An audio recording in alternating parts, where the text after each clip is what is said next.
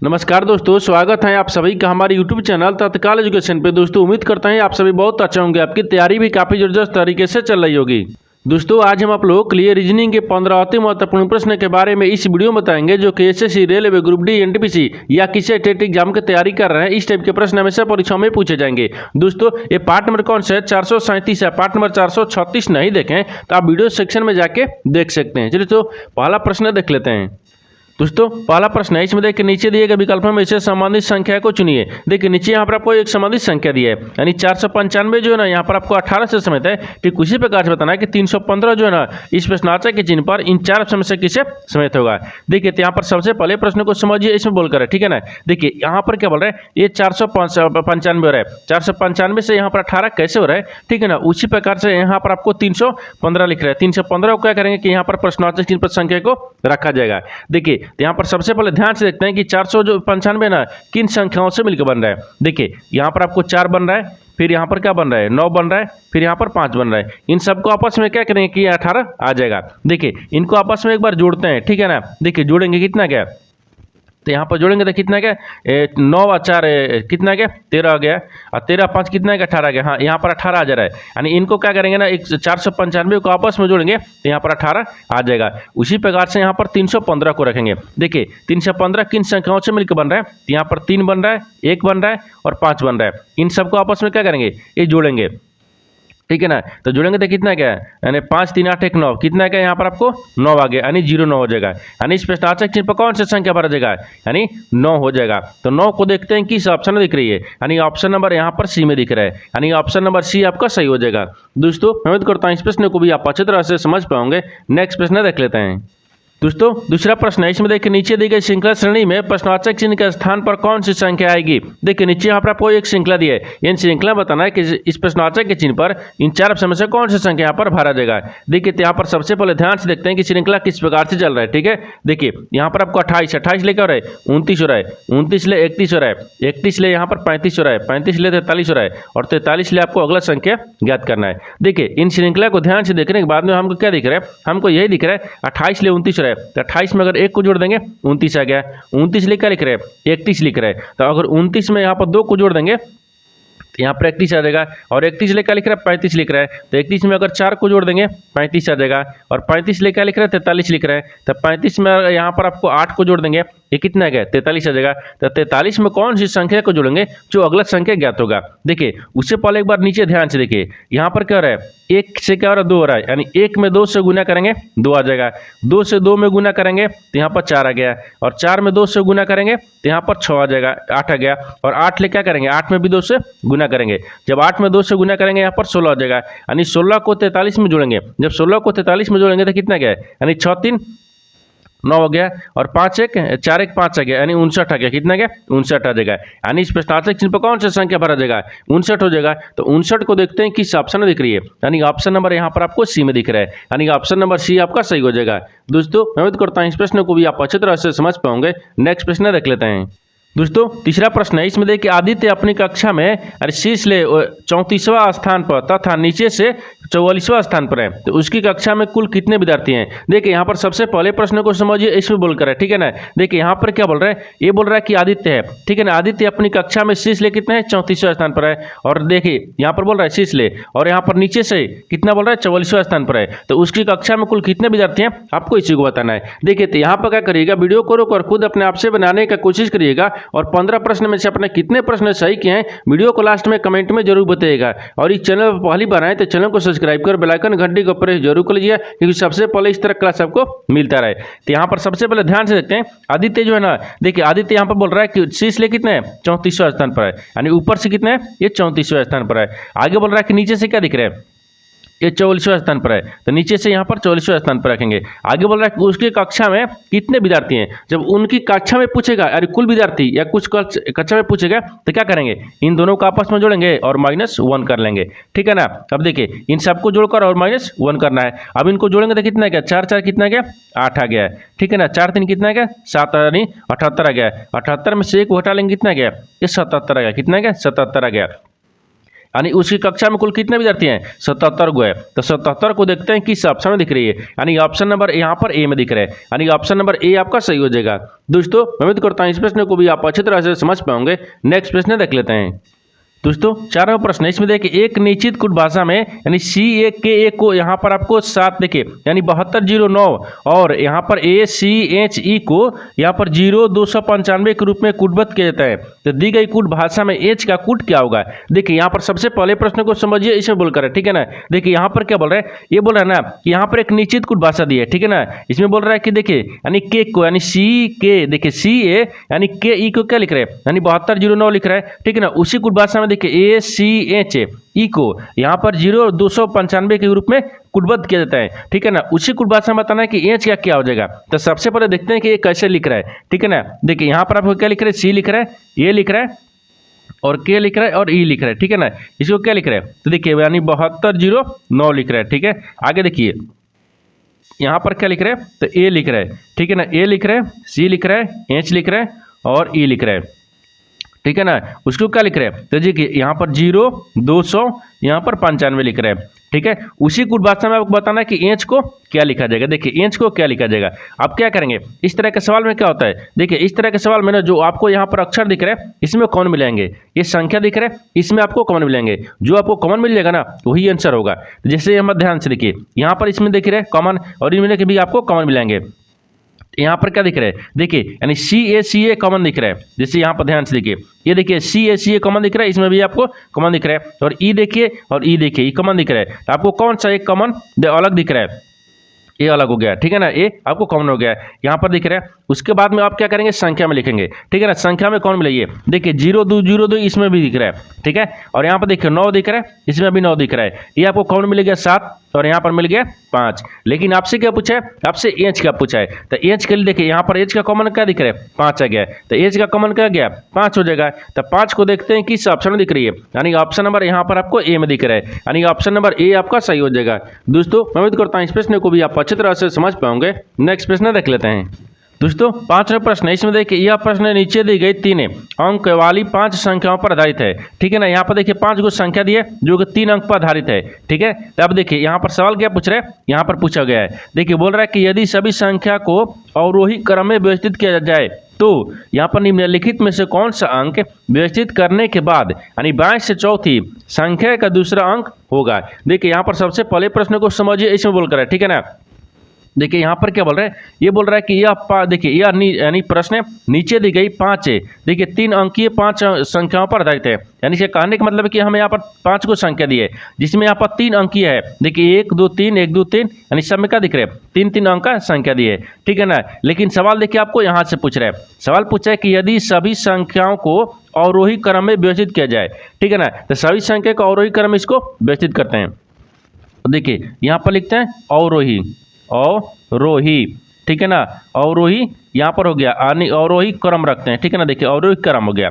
अब इसको क्या करेंगे, इन सभी संख्या को अवरोही क्रम में, अवरोही का मतलब कि सबसे बड़ी ये संख्या फिर छोटी संख्या फिर छोटी संख्या फिर छोटी संख्या, यानी इसको हमको घटते क्रम में चलना होगा, ठीक है। अवरोही का मतलब तो यहाँ पर सबसे पहले ध्यान से देखते हैं, यहाँ पर सबसे बड़ी कौन सा आ रहा है, तो 900 यहाँ पर 53 दिख रहा है। देखिए यहाँ पर आपको 900 ये 53 दिखेगा, ठीक है ना। 953 हो गया। फिर उसके बाद में क्या दिखेगा, यहाँ पर देखिए 889 दिखेगा, ठीक है। फिर इसके बाद में क्या आ जाएगा, ये 622 आ जाएगा, ठीक है ना, 622 दिखेगा। फिर इसके बाद में क्या आ जाएगा, तो यहाँ पर 200 ये 18 आ जाएगा, ठीक है ना। फिर उसके बाद में क्या आ जाएगा, 168 आ जाएगा, 168 आ जाएगा। देखिए इनको अवरोही क्रम में सजा दिए, ठीक है ना। अवरोही क्रम में सजाने के बाद में देखिए आगे क्या बोल रहा है, ठीक है ना।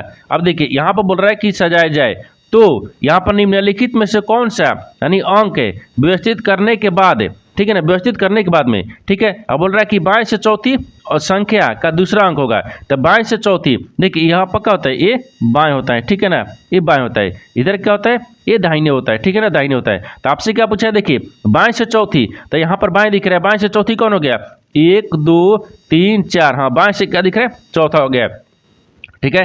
चौथी संख्या के दूसरा अंक, चौथी संख्या के दूसरा अंक पूछा है, तो चौथी संख्या के दूसरा अंक क्या दिख रहा है, क्योंकि देखिए यानी यहाँ पर आपको 3 अक्षर अंक दिख रहा है ना। देखिए 1 2 3 गो अंक दिख रहा है, लेकिन दूसरा अंक क्या दिख रहा है, तो दूसरा अंक देखिए यहाँ पर आपको 1 दिख रहा है। दूसरा अंक क्या दिख रहा है, 1 दिख रहा है, यहाँ पर दूसरा अंक 1 दिख रहा है। तो यहाँ पर क्या लिख दें, दूसरा अंक लिख दे का, देखिए ये दूसरा, ठीक है ना, अंक। तो दूसरा अंक क्या दिख रहा है, एक दिख रहा है, तो एक हो जाएगा। तो एक को देखते हैं किस ऑप्शन में दिख रही है, यानी ऑप्शन नंबर यहाँ पर आपको यानी ए में दिख रहा है, यानी ऑप्शन नंबर ए आपका सही हो जाएगा। दोस्तों मैं उम्मीद करता हूँ इस प्रश्न को भी आप अच्छी तरह से समझ पाओगे। नेक्स्ट प्रश्न देख लेते हैं।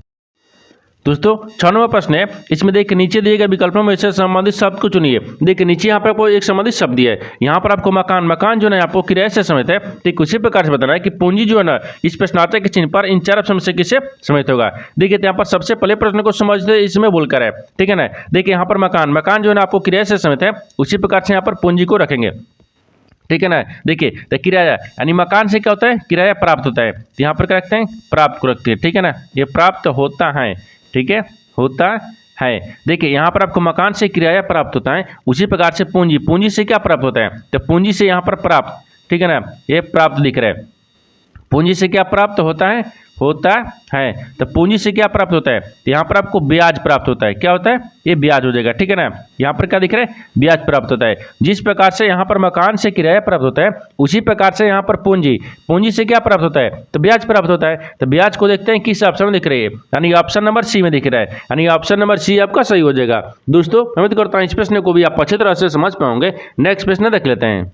दोस्तों 7 नंबर प्रश्न है, इसमें देखिए निम्नलिखित संख्या और प्रत्येक श्रृंखला का संभर ले और नीचे दिए गए प्रश्न का उत्तर दे, यानी गणना केवल बाएं से दाएं की जानी चाहिए। देखिए यहाँ पर आपको एक श्रृंखला दी है, ठीक है ना। इन श्रृंखला में पूछा क्या सवाल आपको, देखिए यहाँ पर पूछ रहा है, ये पूछ रहा है कि यदि श्रृंखला से सभी संख्या को हटा दिया जाए तो निम्नलिखित में से कौन सा बाईं ओर से छठा होगा। देखिए यहाँ पर सबसे पहले प्रश्न को समझिए, इसमें बोलकर है, ठीक है ना। देखिए यहाँ पर क्या बोल रहा है, यहाँ पर आपको क्या दिख रहा है, ये दिया है कि निम्नलिखित संख्या और प्रत्येक श्रृंखला का संभर ले और नीचे दिए गए प्रश्न का उत्तर दे, गणना केवल बाएं से दाएं की जानी चाहिए। यानी ये कहने का मतलब है कि नीचे यहाँ पर हमें एक श्रृंखला दी है, इन श्रृंखला में बोलकर है आपको, देखिए सवाल यहाँ से पूछ रहा है कि यदि श्रृंखला से सभी यानी संख्या को हटा दी जाए, बोल रहा है कि सभी श्रृंखला से ना संख्या को हटा देंगे, ठीक है। हटाने के बाद में बोल रहा है कि तो निम्नलिखित में से कौन सा यानी बाईं ओर से छठा होगा। देखिए तो सबसे पहले श्रृंखला में से क्या करेंगे ना, संख्या को हटाते हैं, ये तो संख्या बोल रहा है।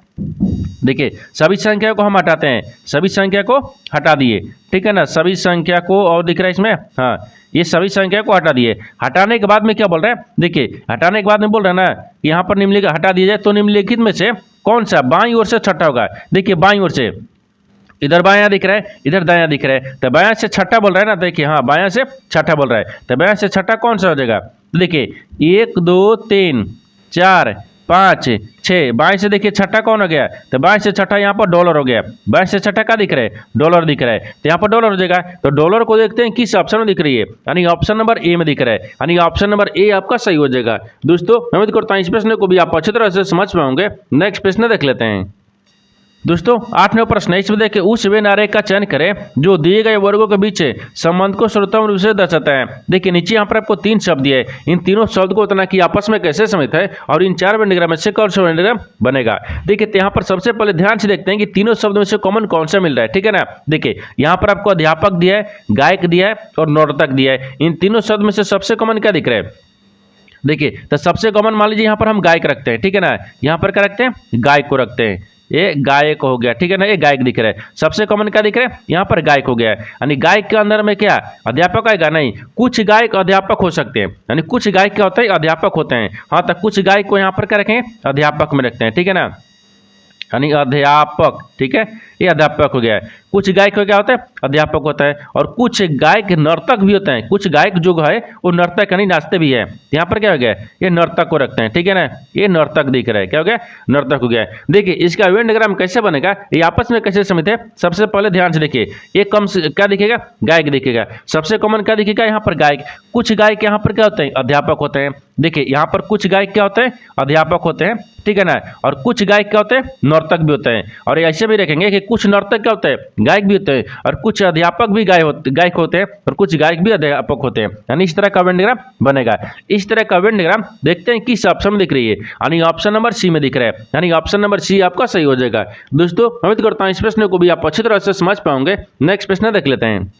दोस्तों 9वां प्रश्न है, इसमें देखिए कि 7 बॉक्स FGHIKL और O एक के ऊपर एक रखे गए हैं, लेकिन जरूरी नहीं है कि ये इसी क्रम में रखे हुए हो, लेकिन केवल यहाँ पर GI के ऊपर रखा गया है, ठीक है, रखा गया है।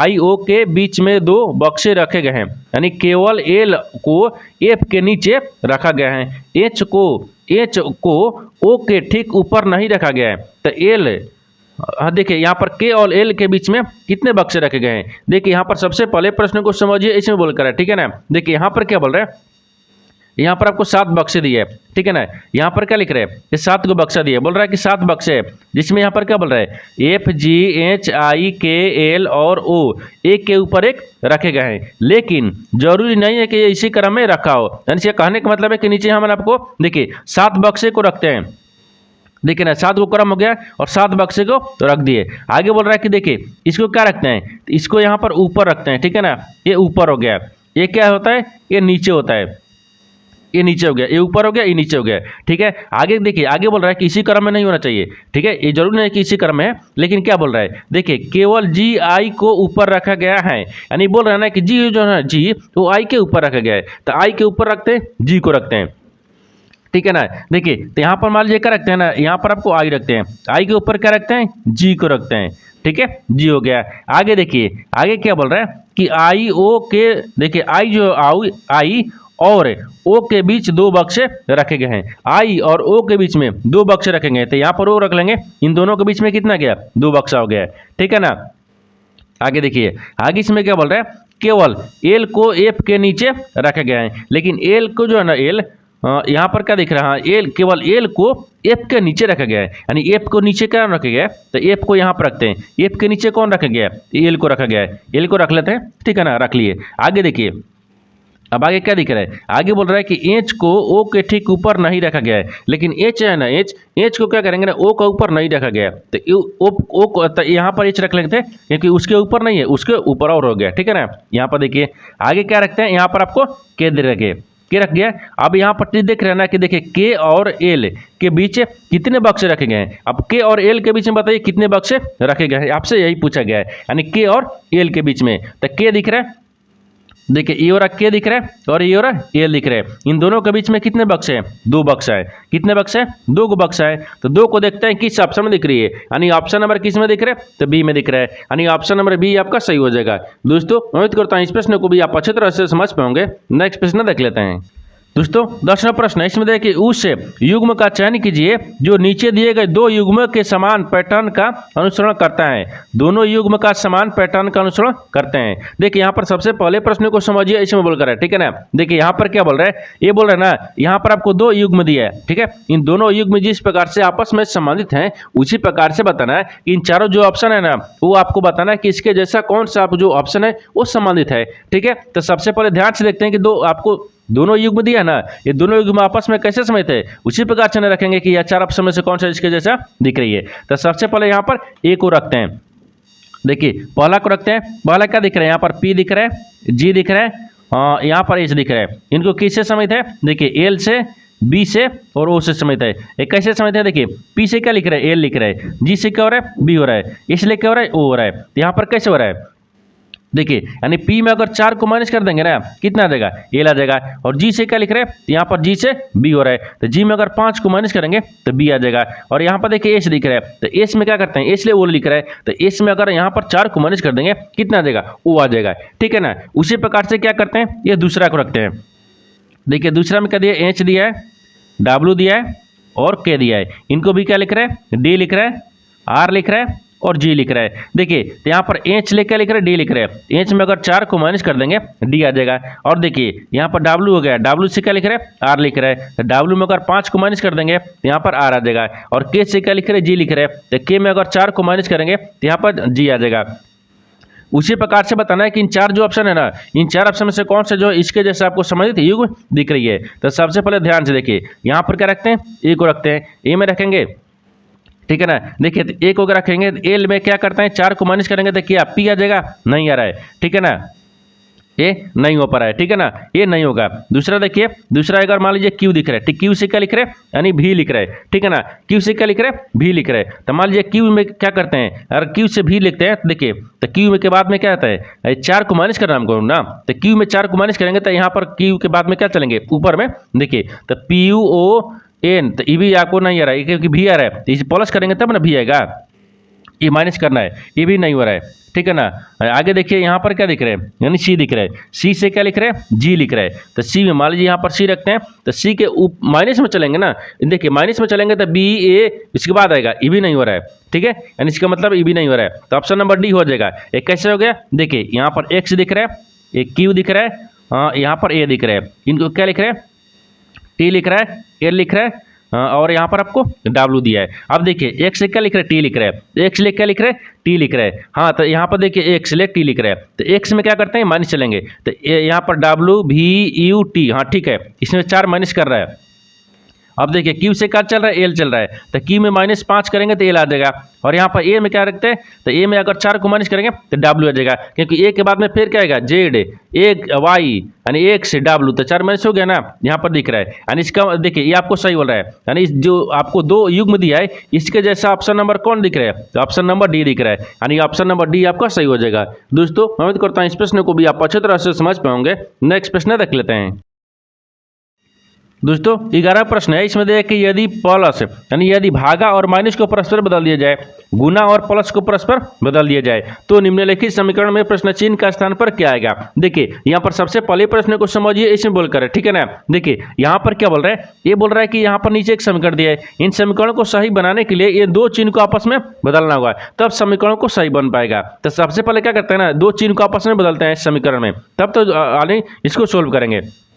यहाँ पर देखिए ये बोल रहा है कि यहाँ पर आपको यदि यानी भागा और माइनस को परस्पर बदल दिया जाए, यानी भागा की जगह पर माइनस को रखेंगे और माइनस की जगह पर भागा को रखेंगे। देखिए तो माइनस की जगह पर क्या रखते हैं, भागा रखते हैं, ठीक है ना, और कहीं दिख रहा है ना, और भागा की जगह पर क्या रखते हैं, भागा की जगह पर क्या रखते हैं, माइनस को रखेंगे, ठीक है। भी यहाँ पर भागा दिख रहा है, इसको माइनस कर देते हैं। अब देखिए और कहीं दिख रहा है, नहीं दिख रहा है, भागा माइनस दिख रहा है, हाँ ठीक है। आगे बोल रहा है कि गुना और प्लस को परस्पर बदल दिया जाए, गुना और प्लस को बदलते हैं, तो गुना और प्लस के बाद में बदलते हैं, यानी गुना की जगह पर प्लस को रखेंगे, ठीक है ना, प्लस को रखते हैं, और प्लस की जगह पर यहाँ पर क्या रखते हैं, गुना को रखते हैं, ठीक है ना, ये गुना रखते हैं, प्लस की जगह पर गुना रखेंगे। अब समीकरणों को सोल्व करेंगे क्योंकि चिन्ह तो बदल दिए। देखिए यहाँ पर जब चिन्ह को बदल दिए तो यहाँ पर क्या करते हैं, देखिए ये आपको 45 दिख रहा है, ठीक है ना, फिर गुना कितना 5 आ गया, फिर माइनस कितना आ गया 5 आ गया, फिर यहाँ पर प्लस दिख रहा है ना, ये प्लस कितना है 6 दिख रहा है, फिर भागा कितना दिख रहा है 3 दिख रहा है,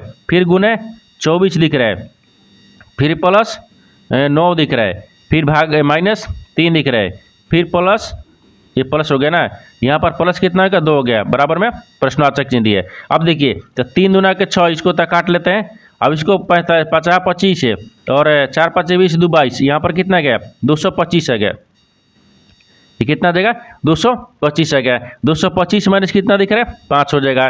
फिर यहाँ पर आपको क्या दिख रहा है 48 दिख रहा है, कैसे हो गया 48, हाँ यहाँ पर आपको 2 में और 24 में गुना करेंगे तो 24 दूनी के 48 हो गया, तो यहाँ पर प्लस कितना दिख रहा है 48 आ गया, ठीक है 48 आ गया।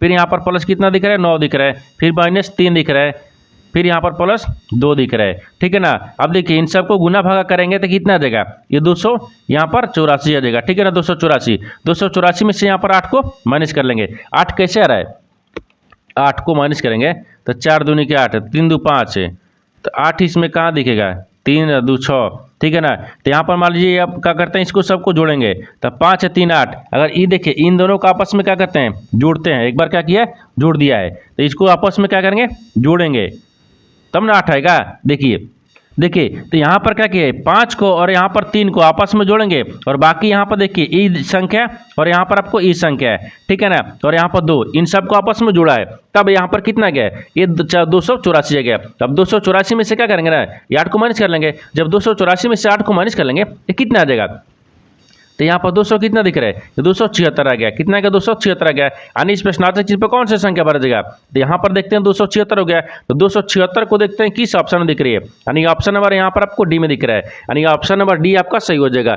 दोस्तों उम्मीद करता हूँ इस प्रश्न को भी आप अच्छी तरह से समझ पाओगे। नेक्स्ट प्रश्न देख लेते हैं। दोस्तों 12 प्रश्न है, इसमें देखिए कथनों को पढ़े और दिए गए विकल्पों में से निष्कर्ष को चुने। देखिए नीचे यहाँ पर कोई कथन दिए और निष्कर्ष दिए, कथन के आधार पर डायग्राम को बनाते हैं और निष्कर्ष के आधार पर प्रश्न को सोल्व करते हैं। तो सबसे पहले यहाँ पर कथन को देखते हैं, कथन बोलकर है, इसके आधार पर डायग्राम को बनाते हैं, ठीक है ना। देखिए यहाँ पर कथन क्या बोल रहा है कि कुछ फ्यूज तार है, तो कुछ जो यहाँ पर फ्यूज है ना, यहाँ पर फ्यूज को रखते हैं, ठीक है ना। ये फ्यूज हो गया, कुछ फ्यूज क्या दिख रहा है, ये तार दिख रहा है, तो यहाँ पर कुछ फ्यूज को क्या रखते हैं, ये तार में रखते हैं, ठीक है ना।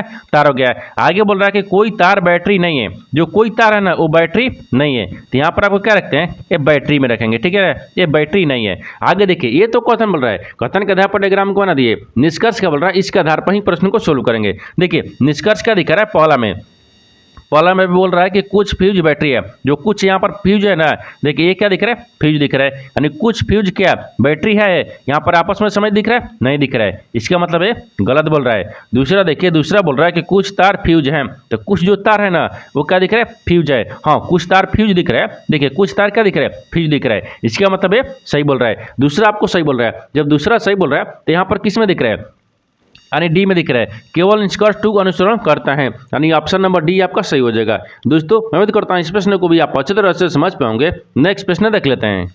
दोस्तों 13वां प्रश्न है, इसमें देखिए यदि यहाँ पर 4700, ठीक है, 47,100 को यहाँ पर 9% वार्षिक ब्याज दर से 2 वर्षों के लिए जमा किया जाता है, तो वार्षिक रूप से संयोजित चक्रवृद्धि ब्याज और साधारण ब्याज के बीच का अंतर कितना होगा। देखिए यहाँ पर सबसे पहले प्रश्न को समझिए, इसमें बोलकर है, यहाँ पर क्या बोल रहा है ना कि यदि यहाँ पर आपको इतना रुपया दिया है, यानी 47,100, कितना हो गया, 47,100 रुपये, जो 9% पर और 2 वर्ष के लिए हम जमा करते हैं। जमा करने के बाद में बोल रहा है कि वार्षिक संयोजन के रूप से चक्रवृद्धि ब्याज और साधारण ब्याज के बीच का अंतर बताना कितना होगा, ठीक है ना। तो यहाँ पर आपको सबसे पहले क्या दिख रहा है कि यहाँ पर आपको ये मूलधन हो गया, मूलधन के बाद में यहाँ पर ये दर हो गया, दर के बाद में समय दिख रहा है। अब समय के बाद में क्या करेंगे, साधारण ब्याज और चक्रवृद्धि ब्याज का अंतर निकाल लेंगे। देखिए तो यहाँ पर क्या होता है, तो 2 वर्ष के लिए बोला ना, तो अंतर क्या होता है, देखिए यहाँ पर सी यानी चक्रवृद्धि ब्याज, फिर और यहाँ पर क्या रखते हैं, और में रखते हैं, ठीक है ना, और यहाँ पर एस आई यानी साधारण ब्याज, इन दोनों का अंतर निकलते हैं, ठीक है,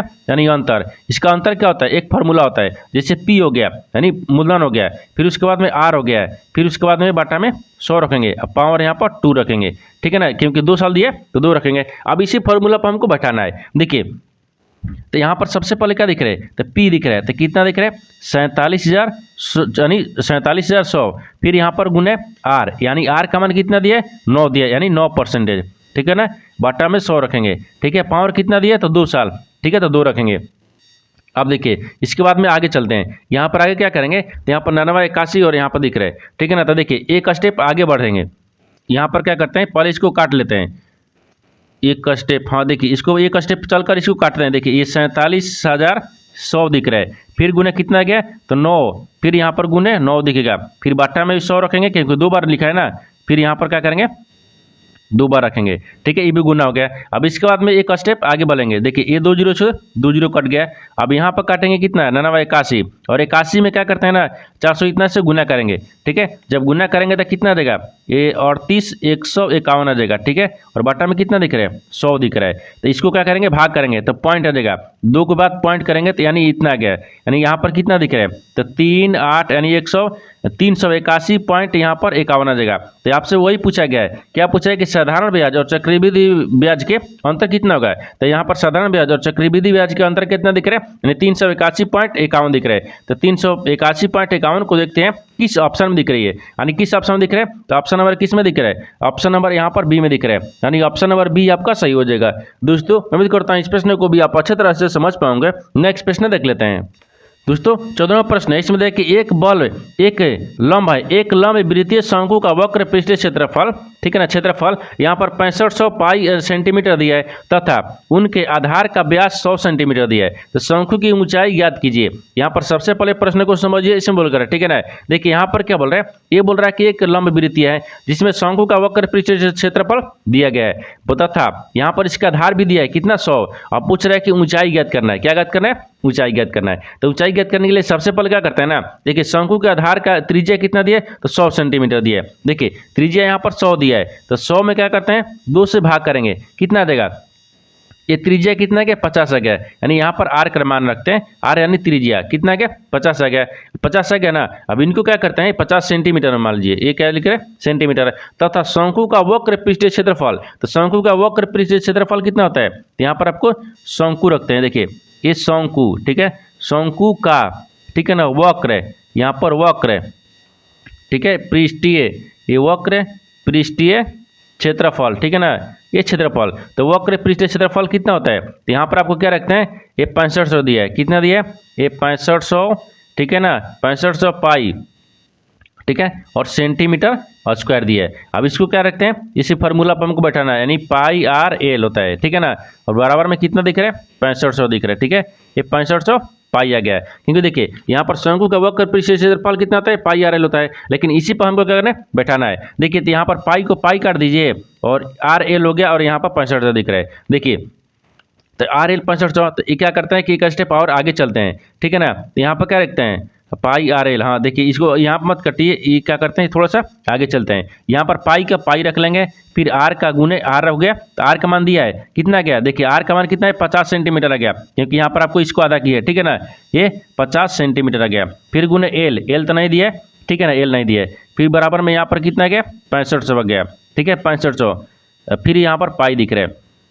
अब देखिए पाई को पाई काट देंगे और इस पाई को पाई हो गया, अगर 6500 में काटेंगे तो यहाँ पर एक जीरो हो गया, ठीक है ना, अगर यहाँ पर एक जीरो से एक जीरो, हाँ देखिए एक जीरो से एक जीरो काट देंगे, ये 650 के 5 ले भाग करेंगे तो कितना गया, 5 एक मिनट में गया, तो एक बच गया, 5 3 15 और एक जीरो बच गया, 30, 130 आ गया, इसको भी काट लिए, यानी एल बराबर कितना गया, देखिए 130 आ गया। जब एल बराबर 130 आ गया, यानी एल यानी लंबाई 130 आ गया, तो आपसे क्या पूछा है, ऊंचाई पूछा है। तो देखिए ऊंचाई ज्ञात करने के लिए क्या करेंगे, तो ऊंचाई आपको यहाँ पर ज्ञात करते हैं, ठीक है ना, देखिए ये शंकु, ठीक है ना, शंकु का, ठीक है, ऊंचाई, ये शंकु का ऊंचाई हो गया, तो शंकु का ऊंचाई आपको यहाँ पर ज्ञात करते हैं। एक क्या दिख रहा है, तो यहाँ पर आपको 130 दिख रहा है, ठीक है ना, 130 है, 130 का स्क्वायर करेंगे, फिर यहाँ पर आपको 5 का यानी 50 का स्क्वायर करेंगे, ठीक है। आप देखिए यहाँ पर आपको इसको 30 का स्क्वायर करेंगे तो कितना देगा, यानी ये 16,900, ठीक है ना, फिर यहाँ पर 25 यानी 50 का स्क्वायर करेंगे तो यहाँ पर 2500 आ गया, ठीक है,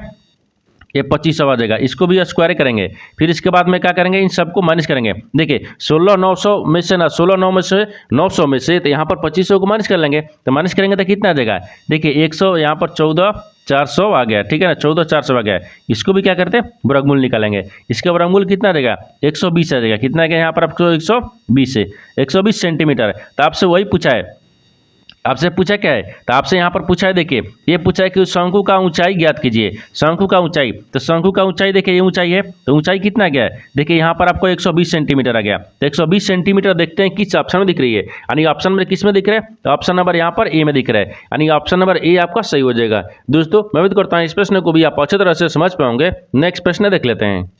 दोस्तों 15 प्रश्न है, इसमें देखिए साधारण ब्याज पर कोई धनराशि 12 वर्षों में किस दर पर, ठीक है, यानी सेम दोगुना हो जाएगी। देखिए यहाँ पर सबसे पहले प्रश्न को समझिए, इसमें बोल कर, ठीक है, देखिए यहाँ पर क्या बोल रहा है कि साधारण ब्याज दिया है, साधारण ब्याज पर कोई धनराशि यानी 12 वर्षों में ना यानी 12% की दर से, यानी क्या कहता है कि स्वयं से दोगुना हो जाएगी, स्वयं से दोगुना हो जाएगी। देखिए यहाँ पर आपको मूलधन कितना दिया है, आपको नहीं बताया, मूलधन बताया है, तो मान लीजिए मूलधन क्या रखते हैं, यानी मूलधन हो गया, मूलधन कितना रखते हैं, 100 रुपया रखते हैं, ठीक है। आगे क्या बोल रहा है, यानी समय दिया है, देखिए यहाँ पर समय कितना दिया, स्वयं से दोगुना हो जाएगी, यहाँ पर समय दिया ना, ये समय, समय कितना दिया है, तो 12 वर्ष हो, तो यहाँ पर देखिए 12 वर्ष दिया है, ठीक है, 12 वर्ष दिया है, लेकिन बोल रहा है कि दोगुना हो जाएगी, तो मिश्रधन पहले निकालेंगे, दोगुना हो जा रहा है ना, तो यहाँ पर मिश्रधन को निकालते हैं, ठीक है ना, ये मिश्रधन, ये मिश्रधन दिख रहा है, तो मिश्रधन कितना दिख रहा है, तो 100 दिख रहा है, मूलधन यानी मिश्रधन कितना गया, 100 में दोगुना हो जाएगी, तो यहाँ पर 200 हो गया, कितना गया, 200 का आ गया, मिश्रधन आ गया। तो अब आपको साधारण ब्याज ज्ञात करना है, ठीक है ना,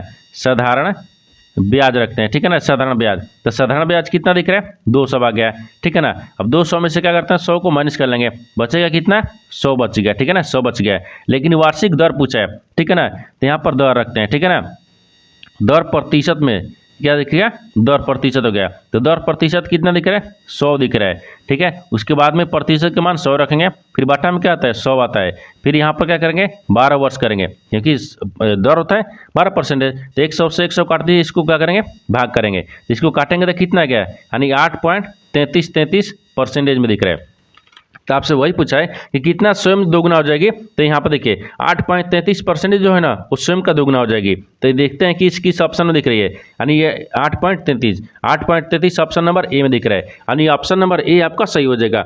दोस्तों मैं उम्मीद करता हूँ इस प्रश्न को भी आप अच्छी तरह से समझ पाओगे। नेक्स्ट वीडियो में मिलते हैं, तब तक जय हिंद दोस्तों इस चैनल पर पहली बार आए तो चैनल को सब्सक्राइब कर बेल आइकन घंटी के ऊपर जरूर कर लीजिए, क्योंकि सबसे पहले इस तरह क्लास आपको मिलता रहे। और इन सारे प्रश्न का PDF आपको टेलीग्राम पर मिल जाएगा, जो कि इस वीडियो का डिस्क्रिप्शन में लिंक दिया गया है।